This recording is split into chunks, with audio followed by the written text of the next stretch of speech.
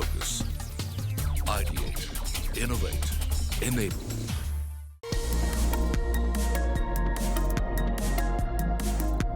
Forbes India and ServiceNow present the COO Collective. Manufacturing operations are being transformed by this digital age, especially with the advent of technologies such as the Internet of Things, artificial intelligence, and of course, automation, driving innovation and efficiency. Now, for a manufacturing enterprise to survive in today's hyper competitive landscape, the need for agility, the need for efficiency all come to the fore, and that's where the role of digital transformation takes center stage. But the road is not just a straight path. There are challenges when traversing on that journey, especially when you look at, say, siloed systems, legacy operations, or manual processes. So the key is having an effective and comprehensive strategy to deal with all those challenges. That's on the one side. And of course, looking at innovation and driving your business, your manufacturing enterprise forward. So we have a collection of leaders gathered here to share their lessons of excellence when it comes to embracing digital transformation for the manufacturing space. Let me quickly introduce our guests to you, starting with Jitendra Gaikwad, Head of IT Operations, Digital Transformation at Varroc. Also with us is Rahul Yanurkar, who's the President and Chief Operating Officer of Wellspun Group. Joining us is Sharad Mahendra, Director and CEO, JSW Steel Coated Products. And finally, Akash Desai, who's the Director of Solutions Consulting at ServiceNow. Gentlemen, thank you so much for coming on board this conversation and looking forward to hearing stories from the trenches from each of your respective enterprises as to how you deal with these challenges and how you move your business forward. Rahul, maybe we could start with you because you come from that conglomerate perspective where a lot of the dots need to be connected for a lot of things to work. So, your thought on this? In our company, digitalization has the central focus from the top management, and they have done tremendous strides in the textile department, right from just tracking a thread till the last finishing facility through ginning, spinning, finishing, whatever the facilities are. They can track that thread from the natural, basically natural fingerprint. From there onwards, till the final product is made. So that kind of, we have the digitalization. Sharad, maybe we can have your perspective. Your steel division had seen all these innovations. So, from steel coated products, let's see what's happening at JSW. IoT has been a game changer, and in terms of, especially in digital transformation for manufacturing organizations like JSW. And because this has brought in innovation and efficiency improvements in many aspects in the business. By deploying, there are many such things, but few of the examples is by deploying IoT for equipment condition and monitoring. It has been extremely helpful. Also, artificial intelligence, machine learning for predicting the equipment failure, especially for some of the plants which are aging. This is extremely important. In addition to that, ultimately, whatever we do in our plants is ultimately the end customer. So also in terms of this AI/ML has also helped in predicting the off-spec products and also then controlling the batches getting spoiled. These are certain aspects, and also in our complex plants operations in steel, like wherein the product feed mix is extremely important to optimize the yields, maximize the yields, and lower the operational costs. So these are certain things which at JSW we have deployed in recent times, and we are seeing a real difference. So I think digital transformation journey which we have started, even at the JSW group level, not only in this organization but across the group, I think has started paying dividends. Of course, there are certain challenges, certain mindset changes and all, but over a period of time, I think we are seeing a clear acceptability of this in recent times. Thank you so much for sharing those examples. Akash, maybe we can have your initial response to the use cases that has been shared from Wellspun and JSW. Your initial thoughts around that. The increasing dependency on IoT, okay, and as Sir said, it's a game changer. But how do we handle this? So how do we manage this? Because now these are becoming core to the supply chain. They are becoming core to the manufacturing. So that is now becoming more important. How we manage the IoT and leverage the maximum out of it. So yeah, technology is evolving very fast, and you need to keep pace with this, ensure that these environments are secured, they are working, the service uptime for all these devices is always on. So those are also becoming critical consideration for the CEOs. Jitendra, let me get you in as well. Just the broad strokes when we look at innovation, when we look at driving efficiency by embracing digital transformation, take us through the Varrock experience. Digital initiatives or operation automations are helping at least automobile or manufacturing industry. I will tell you how, because all the industries has to go with the data driven decisions, and for that data driven we need to collect the data. And how we are going to be collect that data? By putting the digitalization like as IoT in place. So we'll get actual data which is processing onto the product, and based upon that we can generate the data analytics. But that can be relevant to automotive ecosystem where a lot of the players are embracing digital Mhm. transformation. So everyone is in a sense connected. What happens when you look at the lighting ecosystem, which also you are Yes. part of, where some players are still analog and some So players are still digital? How do you reconcile that then? basically, if particularly if you talk about the lighting division, the smart lightings, we are the first one who, our pioneer who produced the smart lighting from starting from the Tesla to the most renowned car XU77. Those are from our side. So digitalization how helped us, because the robustness and the resilience on the existing process comes with the digitalization. Because on certain points we got the decision parameters, here we have to change our operation parameters to compete into the market. So wherever the legacy systems are playing more cost eaters, so these digitalization are showing us ki, hey, based upon the parameters, these are the bottleneck stations which you need to be digitalized, then only you will be in place to compete it in the market the way it is helping. All Yeah. right, fair point. Let's also expand the conversation to see how the challenges can be overcome, because while these momentum wins are important, they go through a lot of challenges internally to overcome to make sure that those wins actually happen, whether it's legacy operations, whether it's manual processes, whether it's siloed systems, and so on and so forth. So maybe our leaders can share with us as to how they overcome these challenges simply. Sharat, maybe we could start with you. Yeah, see, very rightly worded the challenges which we are seeing. See, for any manufacturing organization, I'll give example of JSW. We are an organization which is in the business for last say almost 40 years. We have a mix, and we have been expanding very very fast and continue to expand. So we have a mix of technologies which are maybe as old as 25-year, 30-year-old technology. We have the latest, which is 1 year, 2 year, 3-year-old technology, and the level of automations in each equipment is at a different level. Like today, when we are setting up any new facilities, it is definitely with at L2 level or L3 level. But the old equipment, bringing it to a L1 or L2 levels is a challenge, because we cannot have this digitalization or these kind of systems in silos. So this is one challenge, and which is actually capital intensive.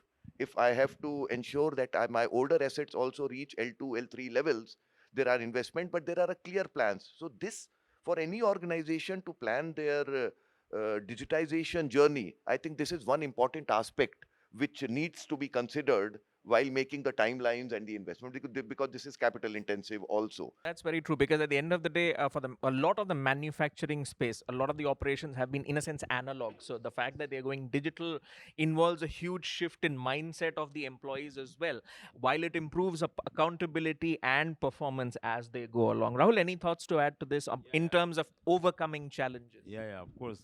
It's a very challenging world, what you have just said.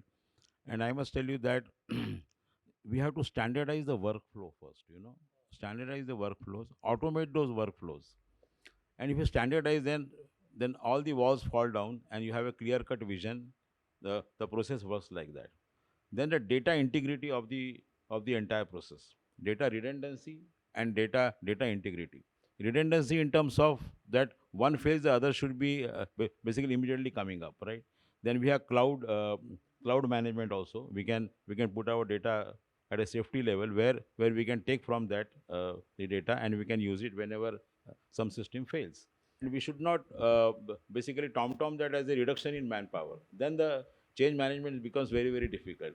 First, we have to achieve the goal, how it has to be taken, and there can be good combination of man and basically artificial intelligence, which I mentioned earlier, which will carry us basically a long way through.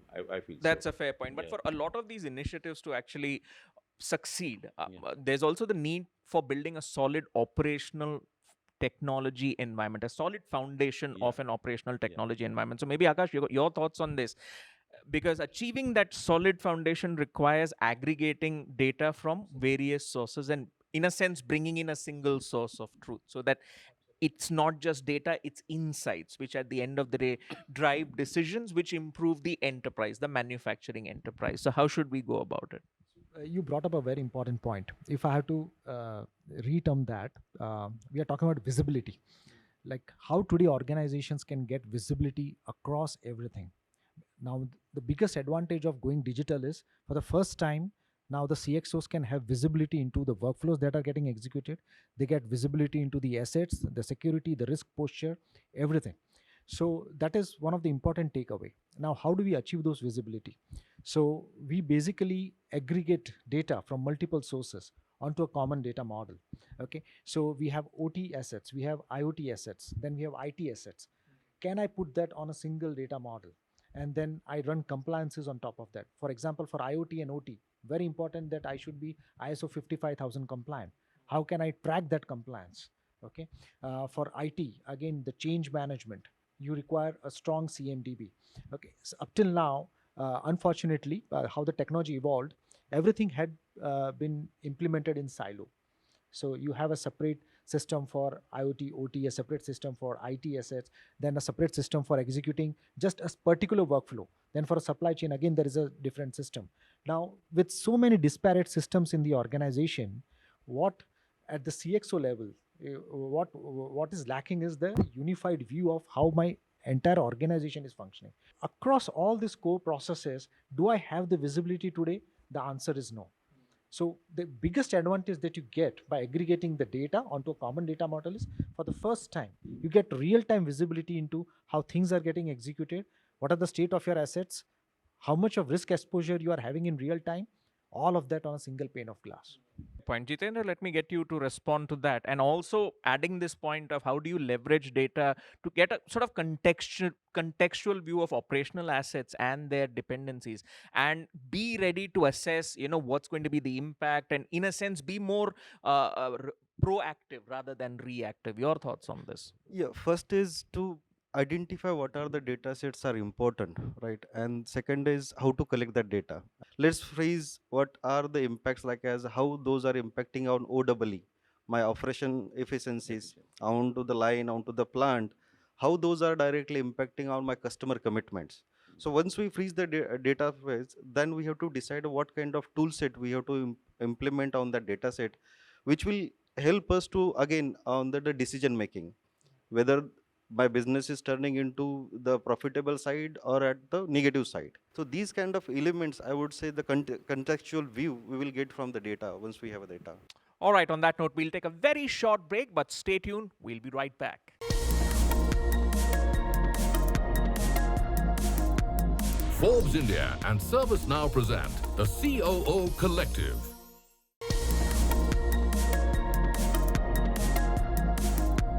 Forbes India and ServiceNow present the COO Collective. Welcome back to Forbes India presents ServiceNow, the COO Collective, where the theme of our conversation has been reimagining manufacturing operations, building strategies for the digital age. Let's dive right back into the conversation. All right, Akash, let me get you to respond to these points which have been raised, especially on this aspect of data, a single view of data, enabling more proactive rather than a reactive response, because there's the positive side, which is the innovation aspect, which has business impact. And on the other side, you have threats and disruptions where there are vulnerabilities and threats you have to look after. And having a proactive approach in both cases, the impact, the business impact that it can generate. Your thoughts on that? IT sprawl is happening, as Raul sir mentioned. To run these digitalized platforms, you require the infra. So maintaining the uptime of it and ensuring that they are secure and the business is risk free. That's very, very critical. And here where the role of I would say a very strong CMDB, if I may use the technical term. The CMDB plays a very important role here, uh, wherein you have the complete 360-degree view of your assets, not only IT, but most importantly IoT, OT assets, whether they are compliant to the Purdue model. Okay, so you know which business, which production line is getting impacted if a particular device is compromised. And then, of course, all the organizations today have invested in plethora of security solutions. Now, are the workflows around it tightly integrated? So if there is a vulnerability reported or a security incident that is reported, do we have all the workflows and the link with the remediation team in place so that it is remediated much faster, the patching happens, the vulnerability is eliminated, and the risk dashboard is updated in real time? All this is like, there are too many moving parts. Okay, and to add to that complexity, if you have siloed tools, then it's a nightmare. Okay, so what a platform like ServiceNow can do, once you have the data in one place, the same CMDB is looked into by your service management team, your security team, your risk and governance team. So the visibility, which is the common single source of truth to all the entities, it's consistent. So even the remediations that they perform are error free. So again, security extremely important, but it has to be done the right way. All right.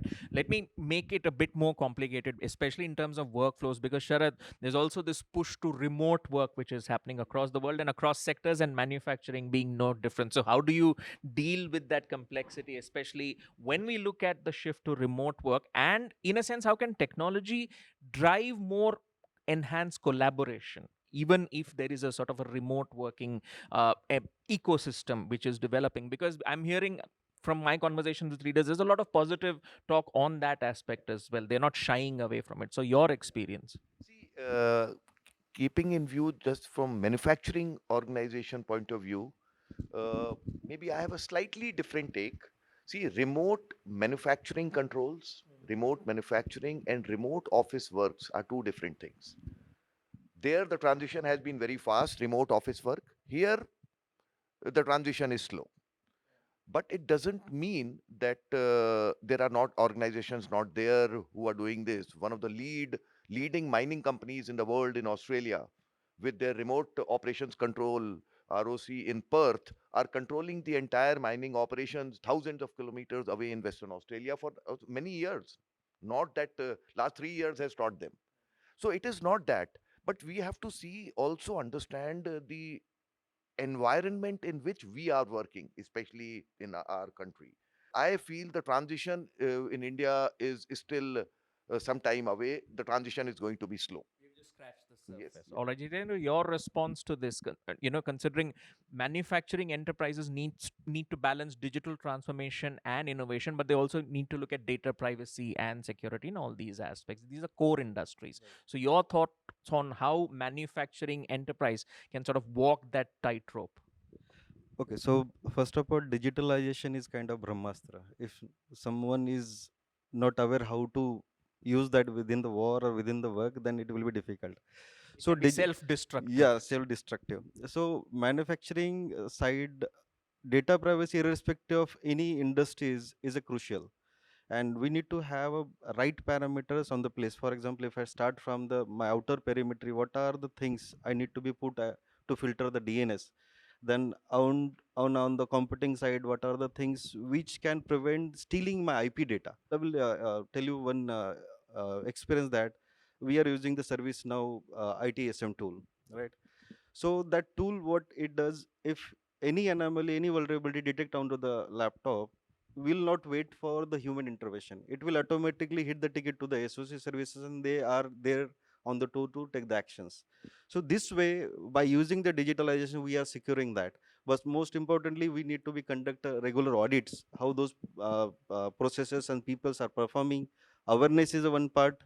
I think so. That is the security measures hand to hand. If goes with the digitalization, it will be benefit to the It should be organization. native within the Yes. process. All Yeah. right, an interesting point in terms of, when it comes to the people aspect, the skills which are going to be necessary for manufacturing professionals to succeed in this digital age, skills and competencies. Rahul, what would you say to that? Yeah, that is the core of the whole issue, and we require people who have the digital bent of mind, because they are not all are familiar with that. I told you about the phobia point of thing. I remember in my previous company, we were changing to new technology plant. They were so fearful to operate any buttons. They used to resist to start the new plant. Always they wanted to go to the older plant, you know. But we convinced them, we trained them, so it's a part of that journey. All right. As we reach the last leg of the conversation, Akash, maybe your thoughts on, how when we look at the benefits that can be gained from automating workflows, how does that work for the manufacturing space, and how does ServiceNow help in that regard for a lot of its clients? Some use cases that you could share. So I think we have gone past the point where we have to emphasize the importance of automation. I think almost in 23, every organization has some level of automation or the other, and the benefits are far obvious. It's error-free. You get transparency, you get better control. The operations are speedier. You can drive better collaboration, better visibility into the workflows. So all these benefits come along with automation. But a very important point, what Rahul called out was the cultural aspect. Okay, so the new way of functioning, okay, that's important part of the management of change. So as you transition from manual to automated processes, how do you culturally drive this across the organization for a better adoption? That's key to the success. That's point number one. So how do you today, I would say, how do you access those workflows, the digital workflows? What are the mediums of access? Classically, you would basically log in into a system, open up a portal, and then you will drive the workflows to that. That thing has also considerably changed with the new generation coming in, Gen Z and all. Everybody wants to do things on mobile. Okay, so adoption of tech is extremely critical for success of all these technologies. So today, can I dish out these workflows on a mobile phone, on a single pane, and can I drive it from there? That further accelerates the adoption. But now coming especially on the automation part, I would say the most important benefit that organizations achieve through automation is process improvement over anything else. Moment you digitize it and you automate it, for the first time you start getting the view how your workflows are getting executed. You can do a trending.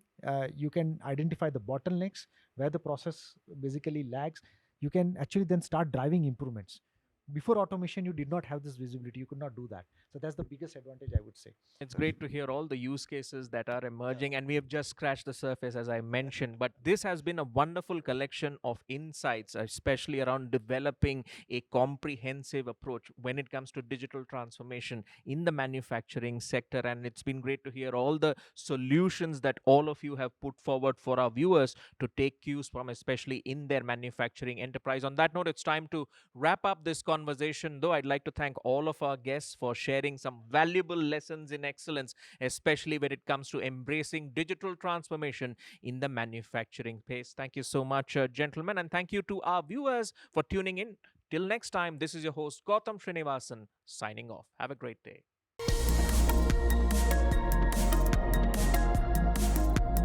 Forbes India and ServiceNow present the COO Collective.